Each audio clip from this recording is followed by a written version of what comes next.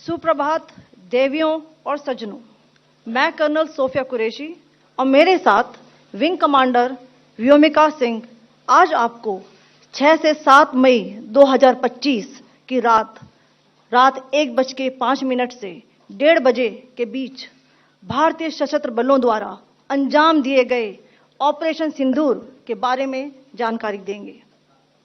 Operation सिंदूर 22 अप्रैल को पहलगाम में हुए विभत्स आतंकवादी हमले के शिकार मासूम नागरिकों व उनके परिवारों को न्याय देने के लिए लॉन्च किया गया था। इस कार्रवाई में 9 टेररिस्ट कैंप्स को टारगेट किया गया और पूरी तरह से इसे बर्बाद किया गया। पाकिस्तान में पिछले 3 दशकों से टेरर इंफ्रास्ट्रक्चर का निर्माण हो रहा है। इसमें recruitment, indoctrination centres, training areas व लॉन्च पैड शामिल थे, जो पाकिस्तान और पाक अधिकृत जम्मू कश्मीर POJK दोनों में फैले हैं। Operation Sindoor was launched by Indian Armed Forces to deliver justice to the victims of Pahalgam terror attack and their families. 9 terrorist camps were targeted and successfully destroyed. Over the last 3 decades, Pakistan has systematically built terror infrastructure. It is a complex web of recruitment and indoctrination centers, training areas for initial and refresher courses, and launch pads for handlers. These camps are located both in Pakistan as well as Pakistan-occupied Jammu and Kashmir areas. Some of the well-known training camps are located, as you can see on the screen. They are distributed from Savai Nala in the north, counting to approximately 21, ending at Bhagalpur to the south. इन लक्ष्यों का चयन विश्वसनीय intelligence सूचनाओं के आधार पर हुआ ताकि आतंक गतिविधियों की रीढ़ तोड़ी जा सके, और यह खास ध्यान दिया गया कि निर्दोष नागरिकों और सिविलियन इंस्टॉलेशन को नुकसान न पहुंचे। The selection of these targets for Operation Sindoor was based on credible intelligence inputs and role of these facilities in perpetrating the terror activities. The locations were so selected to avoid damage to civilian infrastructures and loss of any civilian lives. This was done with due diligence, and the camps selected for targeting and their engagement will now be shown to you one by one. POJK के target मैं आपको बताना चाहूंगी। सबसे पहले सवाई नाला camp Muzaffarabad, जो कि POJK के लाइन ऑफ कंट्रोल से 30 किलोमीटर दूर है। यह एक लश्कर तौयबा का ट्रेनिंग सेंटर था। 20 अक्टूबर 2024 सोनमर्ग, 24 अक्टूबर 24 गुलमर्ग, 22 अप्रैल 2025 पहलगाम, इन हमलों के आतंकियों ने यहीं से प्रशिक्षण लिया था। सैयदना बिलाल कैंप मुजफ्फराबाद, यह एक जैश ए मोहम्मद का स्टेजिंग एरिया है। यह हथियार, विस्फोटक और जंगल सर्वाइवल ट्रेनिंग का केंद्र भी था। गुलपुर कैंप कोटली, यह LOC से 30 किलोमीटर दूर था। लश्कर तौयबा का बेस था, जो रजौरी, पुंछ में सक्रिय था। 20 अप्रैल 2023 को पुंछ में और 9 जून 2024 को तीर्थ यात्रियों के बस हमले में यहीं से आतंकी को ट्रेन किया गया था।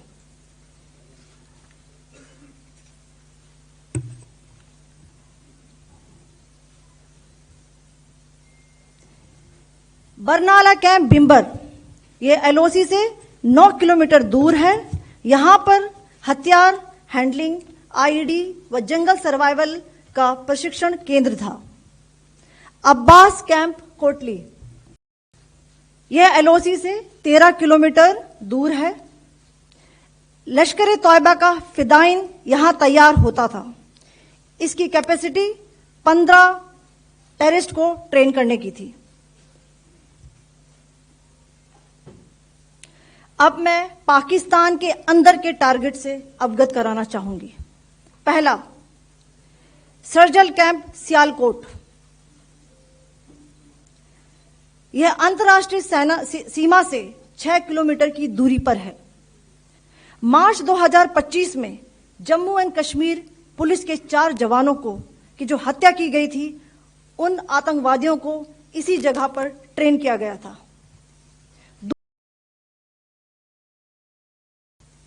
दूसरा, महमूना जाया कैंप सियालकोट। यह 18 से 12 किलोमीटर से दूर था। हिजबुल मुजाहिदीन का बहुत बड़ा कैंप था। यह कठुआ जम्मू क्षेत्र में आतंक फैलाने का नियंत्रण केंद्र था। पठानकोट एयरफोर्स बेस पर किया गया हमला भी इसी कैंप से प्लान और डायरेक्ट किया गया था। मरकज ताइबा मुरीद के, यह आईबी से 18 से 25 किलोमीटर दूरी पर है। 2008 के मुंबई हमले के आतंकी भी यहीं से प्रशिक्षित हुए थे। अजमल कसब व डेविड हेडली भी यहां ट्रेन हुए थे।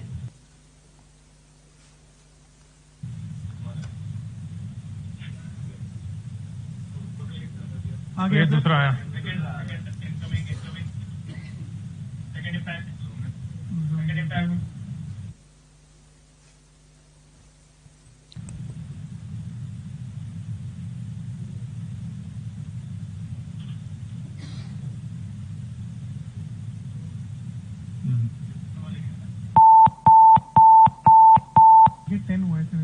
टारगेट 10 हुआ, एंक्लोजर सेम ही है। 7 it is hit the target. हाँ हाँ।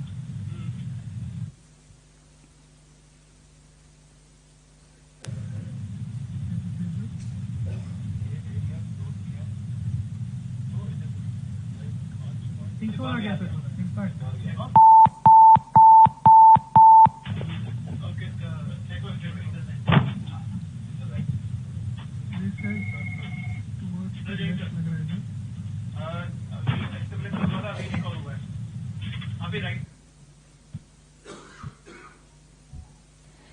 मरकज सुभान अल्लाह भावलपुर, यह इंटरनेशनल बाउंड्री से 100 किलोमीटर दूर है।